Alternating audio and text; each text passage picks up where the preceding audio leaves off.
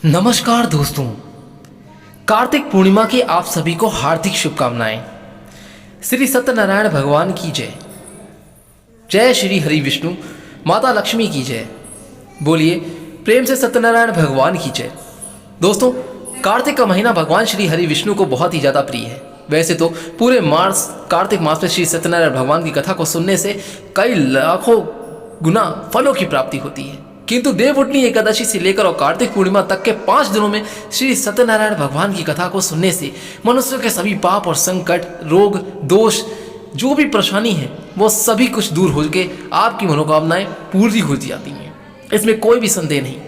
आइए मैं आज आपको इस वीडियो के माध्यम से श्री लक्ष्मी नारायण जी के चरणों का ध्यान करते हुए बड़ी ही श्रद्धा और प्रसन्नता से मैं आपको सत्यनारायण भगवान की कथा का रसपान कराने जा रहा हूँ। आप सभी से मेरा अनुरोध है कि सत्यनारायण भगवान की कथा को पूरा जरूर सुनिएगा। देखा जाता है कि किसी भी शुभ काम से पहले या मनोकामना पूरी होने से पहले श्री सत्यनारायण व्रत की कथा सुनी जाती है। सनातन धर्म में जुड़ा शायद ही कोई ऐसा व्यक्ति होगा जिसने श्री सत्यनारायण कथा का नाम ना सुना हो। हम बचपन से इस कथा को सुनते आ रहे हैं। इस कथा को सुनने का फल हजारों सालों तक किए गए यज्ञ के बराबर माना जाता है। शास्त्रों के अनुसार शास्त्र कहता है कि इस कथा को सुनने वाला व्यक्ति अगर व्रत रखता है तो उसके जीवन के दुखों को श्री हरि विष्णु स्वयं ही हर लेते हैं। स्कंद पुराण के अनुसार भगवान सत्यनारायण श्री हरि विष्णु का दूसरा ही रूप है। इस कथा की महिमा को भगवान सत्यनारायण ने अपने मुख से देवर्षि नारद को बताया है। पूर्णिमा के दिन इस कथा को सुनने का बहुत ही खास महत्व है। कलयुग में इस व्रत को सुनना बहुत ही प्रभावशाली माना जाता है। मैं आपसे अनुरोध करता हूं कि इस कथा को बिल्कुल पूरा जरूर सुनिएगा, छोड़ के अधूरा मत जाइएगा। और मैं अनुरोध करता हूं कि अगर अभी तक आपने इस वीडियो को लाइक नहीं किया है तो एक बार इस वीडियो को लाइक करके हमारे चैनल को सब्सक्राइब जरूर कर दीजिएगा। जो लोग पूर्णिमा के दिन कथा नहीं सुन पाते वे कम से कम भगवान सत्यनारायण का मन में ध्यान कर लें, इतना ही काफ़ी है। पुराणों में ऐसा बताया गया है कि जिस स्थान पर श्री सत्यनारायण भगवान की पूजा होती है या जहाँ भी होती है वहाँ गौरी, गणेश, नवग्रह और समस्त दिक्पाल वहीं आ जाते हैं। केले के पेड़ के नीचे अथवा घर के ब्रह्म स्थान पर पूजा करना उत्तम फलदायी देता है। भोग में पंजीरी, पंचामृत, केला और तुलसी दल विशेष रूप से शामिल करें। सिर्फ पूर्णिमा को ही नहीं, आप अपनी परिस्थितियों के मुताबिक किसी भी दिन कथा सुनी जा सकती है। बृहस्पतिवार को कथा सुनना ये इसमें बहुत ही ज़्यादा विशेष लाभकारी होता है। कहते हैं भगवान तो बस प्रेम और भाव के भूखे हैं। इस कथा के प्रभाव से खुशहाल जीवन, दाम्पत्य सुख, मन चाहे वर, वधु, संतान, स्वास्थ्य जैसी समस्त मनोकामनाएं पूरी होती हैं। भगवान श्री लक्ष्मी नारायण जी के चरणों का ध्यान करें। आइए इस कथा का आप रसपान करें। कहते हैं एक समय की बात है कि नैमिषारण्य तीर्थ में शौनक आदि 88,000 ऋषियों ने श्री सूत जी महाराज से पूछा कि हे प्रभु, इस कलयुग में वेद विद्या रहित मनुष्य को प्रभु भक्ति किस प्रकार मिल जाती है और उनका उद्धार कैसे होगा। हे मुनि, कोई ऐसा तब बताइए जिससे थोड़े समय में ही पूर्ण फल मिले और मनोवांछित फल भी मिल जाए, साथ ही जो मन की अधूरी इच्छा है वह भी हमारी पूरी हो। कैसे करेंगे? इस प्रकार की कथा को सुनने से हमारी इच्छा रखते हैं। सर्व शास्त्रों के ज्ञाता श्री सूत जी बोले कि वैष्णव में पूज्य आप सभी ने समस्त प्राणियों के हित की बात कही है, इसलिए मैं आपको ऐसे श्रेष्ठ व्रत के आप सभी को बताऊंगा जिसे नारद जी ने लक्ष्मी नारायण जी से पूछा था और स्वयं लक्ष्मीपति ने मुनि श्रेष्ठ नारद जी से इस कथा को कहा था। अब आप इसे ध्यान से सुनिए। एक समय की बात है, योगीराज नारद जी दूसरों के हित की इच्छा के लिए अनेकों लोकों में घूमते हुए मृत्यु लोक में आ पहुंचे। यहाँ उन्होंने अनेक योनियों में जन्मे प्राणी को, मनुष्यों को देखा। अपने कर्मों द्वारा उनके दुखों से पीड़ित देखा। उनका दुख देख नारद जी सोचने लगे कि कैसा यत्न किया जाए, क्या प्रयास किया जाए जिसके करने से निश्चित रूप से मानव के दुखों का अंत हो जाए। इसी प्रकार मनन करते हुए वह विष्णु लोक में गए। वहां वह देवों के ईश नारायण की स्तुति करने लगे, जिनके हाथों में शक्र, चक्र, गदा और पद थे और गले में वरमाला पहने हुए थे। स्तुति करते हुए नारद जी बोले कि हे भगवान, आप अत्यंत शक्ति से संपन्न हैं। मन तथा वाणी भी आपको नहीं पा सकती। आपका आदि, मध्य तथा अंत नहीं। निर्गुण स्वरूप सृष्टि के कारण भक्तों के दुख को दूर करने वाले हैं। आपको मेरा नमस्कार है। नारद जी की स्तुति सुनकर विष्णु भगवान बोले कि हे मुनि श्रेष्ठ, आपके मन में क्या बात है? आप किस काम के लिए पधारे हैं? उसे निसंकोच कहिए। इस पर नारद मुनि बोले कि मृत्युलोक में अनेक योनियों में जन्मे मनुष्यों को अपने कर्मों के द्वारा उनके दुखों से दुखी हो रहे मैंने देखा। हे नाथ, मैंने देखा कि वो कितने दुखों से पीड़ित हैं, कितने उनके जीवन में कष्ट हैं। आप मुझ पर दया रखते हैं, तो बताइए कि वो मनुष्य थोड़े प्रयास से ही अपने दुखों से कैसे छुटकारा पा सकते हैं? क्या कोई उपाय है? तब भगवान श्री हरि बोले कि हे नारद, मनुष्यों की भलाई के लिए तुमने बहुत ही अच्छी बात पूछी है, जिसके करने से मनुष्य मोह से छूट जाता है। वो बात मैं तुमसे कहता हूँ, उसे ध्यानपूर्वक सुनो। स्वर्गलोक व मृत्युलोक दोनों में एक दुर्लभ उत्तम व्रत है जो पुण्य देने वाला है। आज प्रेमवश होकर मैं तुम्हें उससे कहता हूँ। श्री सत्यनारायण भगवान का यह व्रत अच्छी तरह विधान पूर्वक करके मनुष्य तुरंत ही यहाँ सुख भोग कर मरने पर मोक्ष पाता है। श्री हरि के वचन सुनकर नारद जी बोले कि हे प्रभु, उस व्रत का फल क्या है और उसका पूर्ण विधान क्या है? यह व्रत किसने किया था? इस व्रत को किस दिन करना चाहिए? सभी का मुझे विस्तार से बताइए। नारद जी की बात सुनकर श्री हरि बोले, दुख और शोक को दूर करने वाला, यह सभी स्थानों पर विजय दिलाने वाला, मानव को भक्ति और श्रद्धा के साथ शाम को श्री सत्यनारायण भगवान की पूजा धर्मपरायण होकर ब्राह्मणों व बंधुओं के साथ करनी चाहिए। भक्तिभाव से ही नैवेद्य केले का फल, घी, दूध और गेहूं का आटा सवाया ले। गेहूं के स्थान पर साठी का आटा, शक्कर तथा गुड़ लेकर और सभी भक्षण योग्य पदार्थों को मिलाकर भगवान का भोग लगाएं। ब्राह्मण सहित बंधु बांधव को भी भोजन कराएं और उसके बाद स्वयं भी भोजन करें। भजन कीर्तन के साथ भगवान की भक्ति में लीन हो जाएं। इस तरह से सत्यनारायण भगवान का यह व्रत करने पर मनुष्य की सारी इच्छाएं, उसकी मनोकामनाएं निश्चित रूप से पूरी होती हैं। इस कलिकाल अर्थात कलयुग में मृत्युलोक में मोक्ष का यही एक सरल उपाय बताया गया है। हे नारद, इस प्रकार से श्री सत्यनारायण व्रत का कथा का प्रथम अध्याय संपूर्ण हुआ। आप लोग बड़ी श्रद्धा और प्रेम से बोलिए, भक्तों, श्री सत्यनारायण भगवान की जय। ओम नमो भगवते वासुदेवाय नमः। आइए मैं आपको इसका दूसरा अध्याय भी सुनाता हूं। बस कहीं मत जाइएगा, आप इस कथा को ध्यानपूर्वक मन लगाकर सुनें और श्री हरि विष्णु जी का ध्यान करें।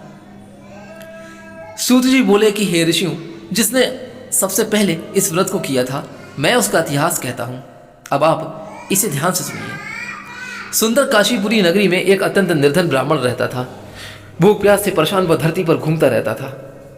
ब्राह्मणों से प्रेम करने वाले भगवान ने एक दिन ब्राह्मण का वेश धारण कर उसके पास जाकर पूछा कि हे विप्र, नित्य दुखी होकर तुम पृथ्वी पर क्यों घूमते हो? दीन ब्राह्मण बोला, मैं निर्धन ब्राह्मण हूं, भिक्षा के लिए धरती पर घूमता रहता हूं। हे भगवान, यदि आपके पास कोई उपाय जानते हैं तो मुझे बताइए। वृद्ध ब्राह्मण बोले कि सच्चे सत्यनारायण भगवान मनोवांछित फल देने वाले हैं, इसलिए तुम उनका पूजन करो। इसे करने से मनुष्य सभी दुखों से मुक्त हो जाता है। वृद्ध ब्राह्मण बनकर आए सत्यनारायण भगवान उस निर्धन ब्राह्मण को व्रत का सारा विधान बताकर अंतर्ध्यान हो गए। ब्राह्मण मन ही मन सोचने लगा कि जिस व्रत को वृद्ध ब्राह्मण करने को कहा गया है, मैं उसे अवश्य करूंगा। यह निश्चय करने के बाद उसे रात में नींद नहीं आई। वह सवेरे उठकर श्री सत्यनारायण भगवान के व्रत का निश्चय कर भिक्षा के लिए चला गया।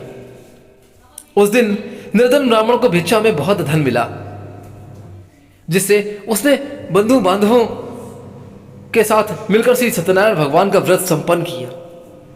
भगवान सत्यनारायण का व्रत संपन्न करने के बाद वह निर्धन ब्राह्मण सभी दुखों से मुक्त हो गया और अनेक प्रकार की संपत्तियों से युक्त हो गया।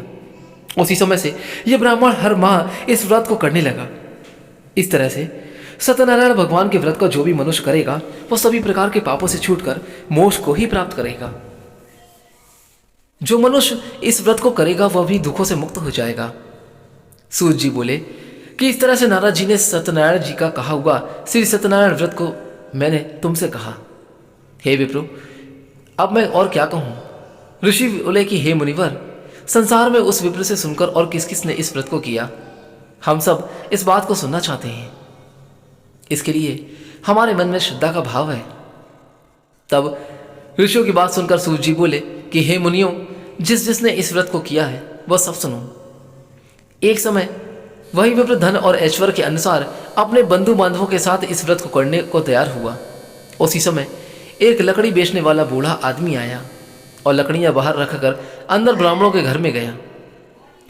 प्यास से दुखी लकड़हारा उन्हें व्रत करते हुए देख प्रणाम करके पूछने लगा कि आप ये क्या कर रहे हैं, तथा इसे करने से क्या फल मिलेगा? कृपया मुझे भी बताइए।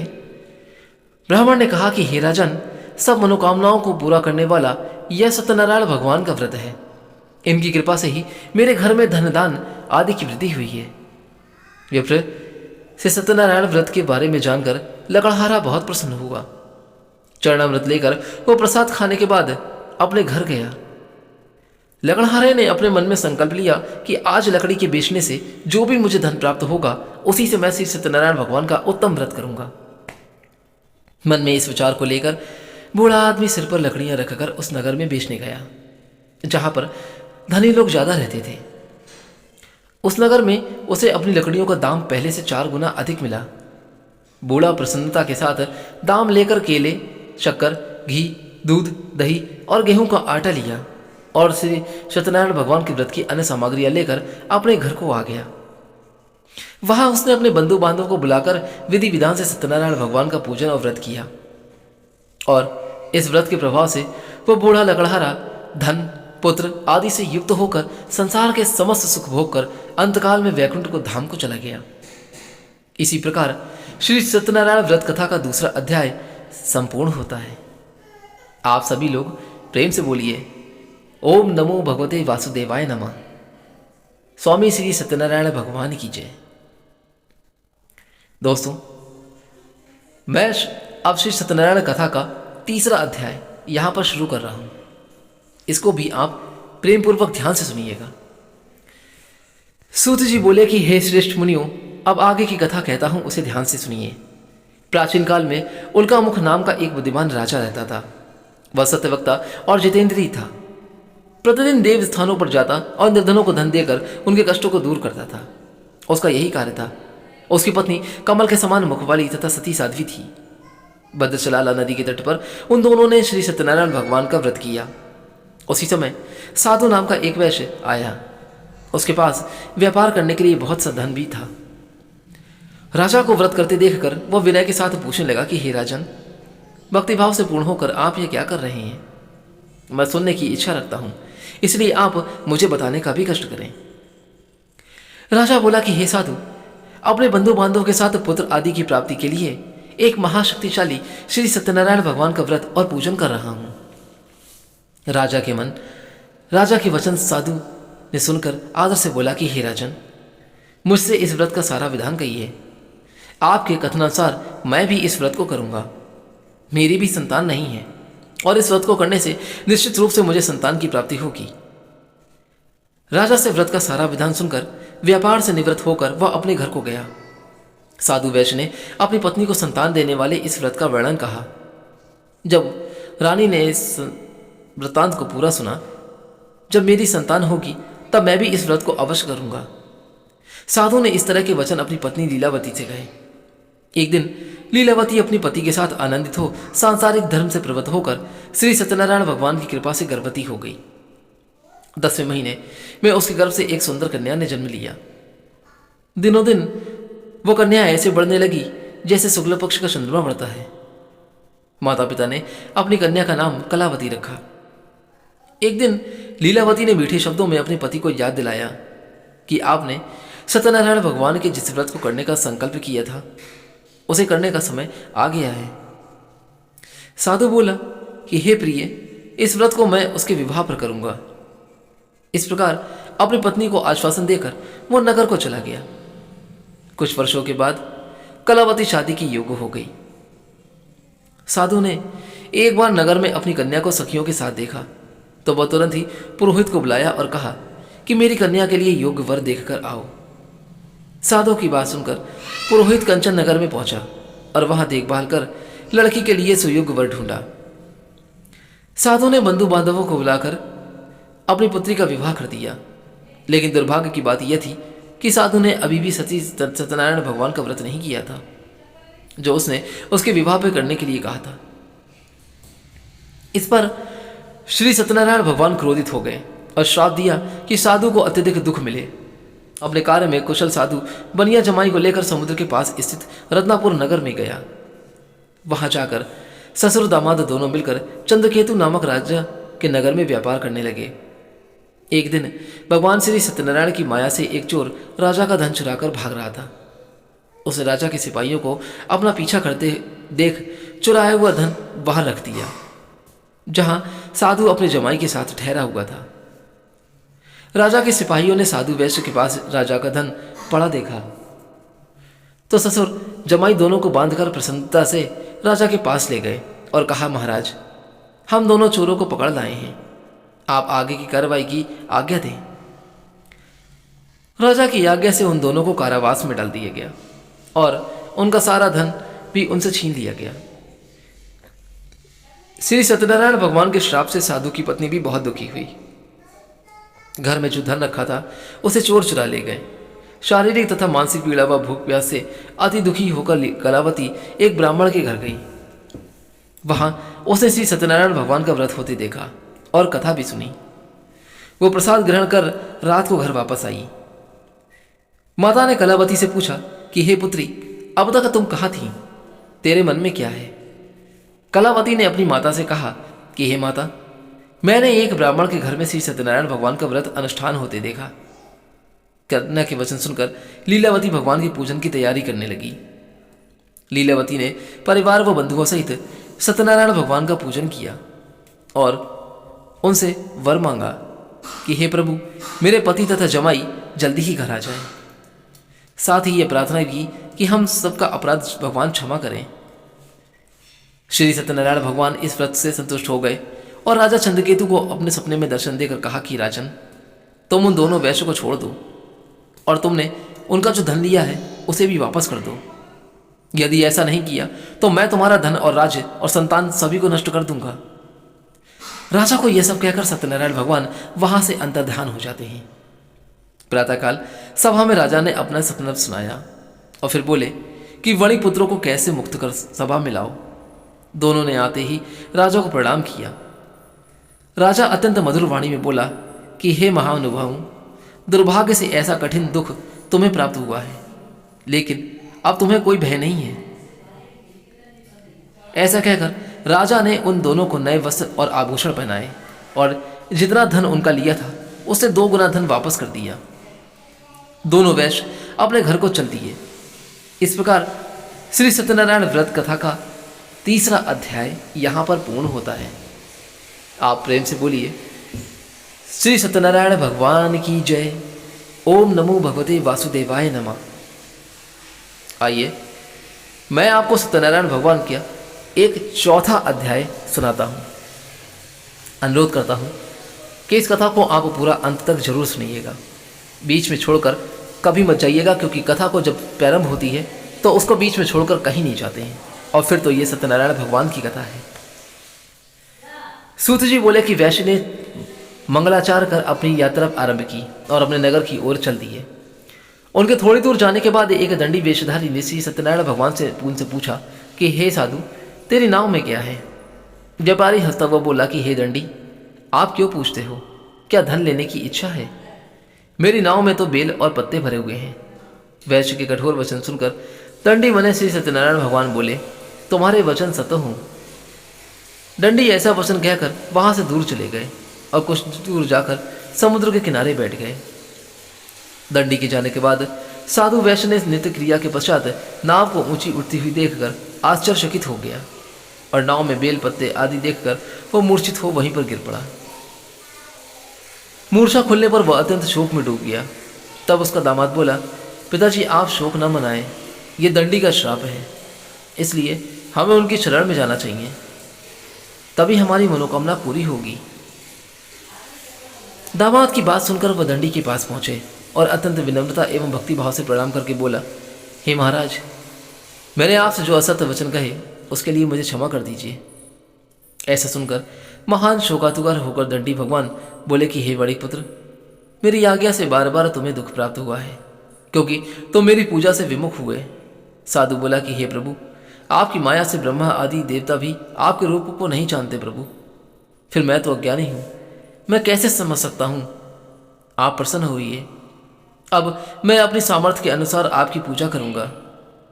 हे प्रभु, मेरी रक्षा कीजिए और पहले के समान नौकों में धन धान भर दीजिए। साधु वैश्य के भक्तिपूर्ण वचन सुनकर भगवान प्रसन्न हो गए और उसकी इच्छा अनुसार वरदान देकर वहां से अंतर्ध्यान हो गए। ससुर जमाई जब लौटे तो नाव धन से भरी हुई थी। फिर वही अपने अन्य साथियों के साथ श्री सत्यनारायण भगवान का पूजन कर अपने नगर को चल दिए।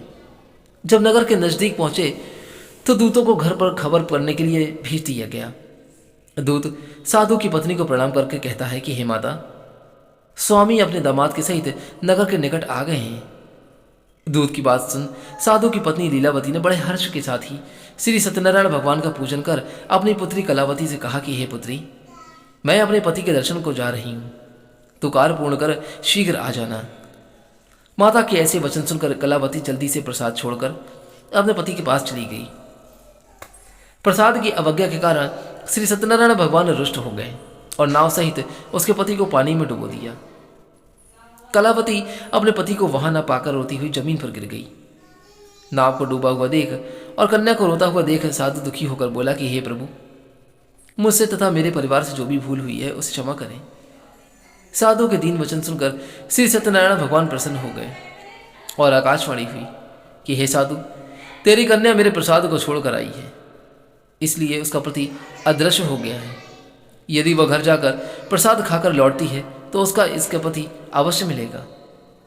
ऐसी आकाशवाणी सुनकर कलावती घर पर पहुंचकर प्रसाद ग्रहण करती है और फिर आकर अपने पति के दर्शन करती है।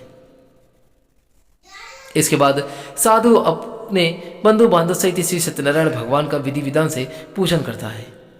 इस लोक का सुख भोगने के बाद वो अंत में स्वर्ग को जाता है। इस प्रकार श्री सत्यनारायण भगवान व्रत का कथा का ये चौथा अध्याय संपूर्ण हुआ। बड़े ही श्रद्धा और प्रेम से बोलिए, श्रीमद सत्यनारायण भगवान की जय। श्री सत्यनारायण भगवान की जय। जय श्री हरि विष्णु की जय। माता लक्ष्मी की जय। दोस्तों, अब आइए मैं आपको सुनाता हूं सत्यनारायण भगवान की कथा का 5वां अध्याय। सूत जी बोले कि हे ऋषि मुनियों, मैं और भी एक कथा सुनाता हूं, उसे भी आप ध्यानपूर्वक सुनिएगा। प्रजापालन में लीन तुंगध्वज नाम का एक राजा था। उसने भी भगवान का प्रसाद त्याग कर बहुत दुख सहन किया था। कहते हैं कि एक बार वन में जाकर वन पशुओं को मारकर वह वट के पेड़ के नीचे आया। वहां उसने ग्वालों को भक्तिभाव से अपने बंधुओं सहित सत्यनारायण भगवान का पूजन करते हुए देखा। अभिमानवश राजा उन्हें देखकर भी पूजा स्थल पर नहीं गया और ना ही उसने भगवान को नमस्कार किया। ग्वालों ने राजा को प्रसाद दिया, लेकिन उसने वह प्रसाद नहीं खाया और प्रसाद को वहीं छोड़कर अपने नगर को चला गया। जब वह नगर में पहुंचा तो वहां सब कुछ तहस नहस हो चुका था। वह राजा शीघ्र ही समझ गया कि यह सब भगवान ने ही किया है। वह दोबारा ग्वालों के पास पहुंचा और विधि पूर्वक पूजा करके प्रसाद खाया तो श्री सत्यनारायण भगवान की कृपा से सब कुछ पहले जैसा हो गया। दीर्घकाल तक सुख भोगने के बाद मरणोपरांत उसे स्वर्गलोक की प्राप्ति हुई। जो मनुष्य परम दुर्लभ इस व्रत को करेगा अथवा सुनेगा, भगवान श्री सत्यनारायण की अनुकंपा से उसे धन धान की प्राप्ति होगी।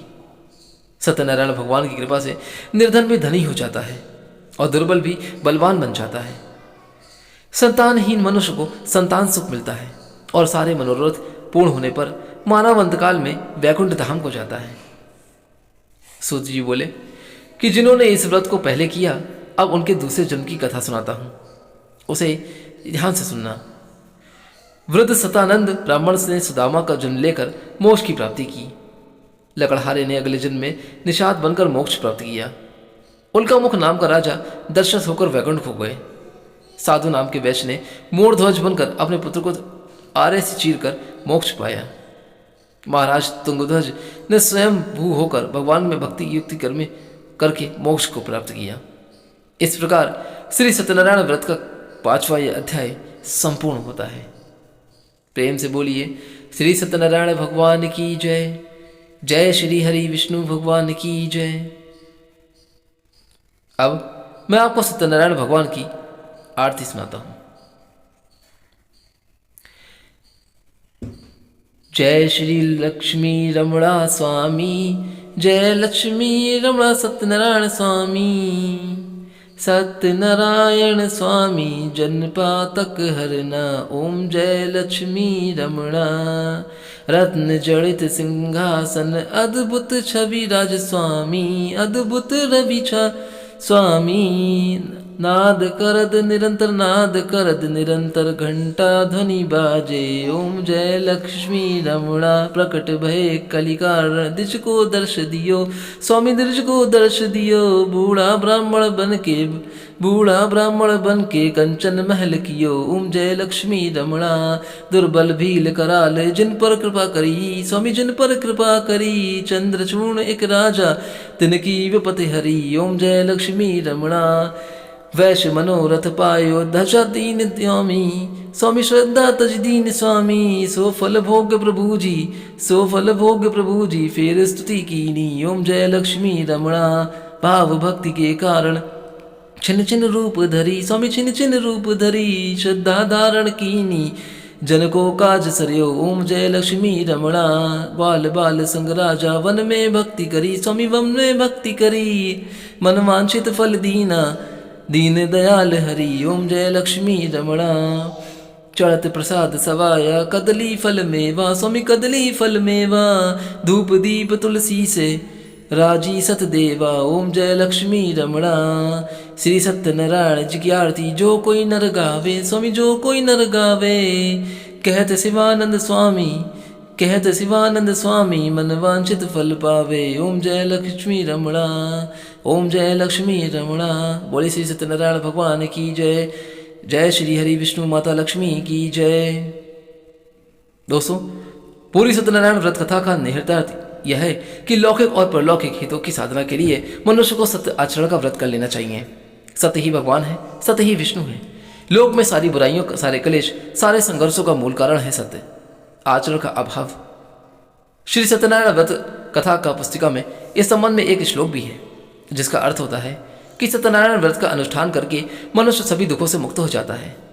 इस कलयुग में सत्य की पूजा विशेष रूप से फलदायी है। सत्य के अनेक नाम हैं, यथा सत्यनारायण, सत्यदेव, सत्य सनातन। सत्यरूपी भगवान विष्णु कलयुग में अनेक रूप धारण करके लोगों को मनोवांछित फल देते हैं। इसी प्रकार से श्री सत्यनारायण व्रत कथा संपूर्ण हुई। प्रेम से बोलिए सत्यनारायण भगवान की जय। श्री हरि विष्णु भगवान की जय।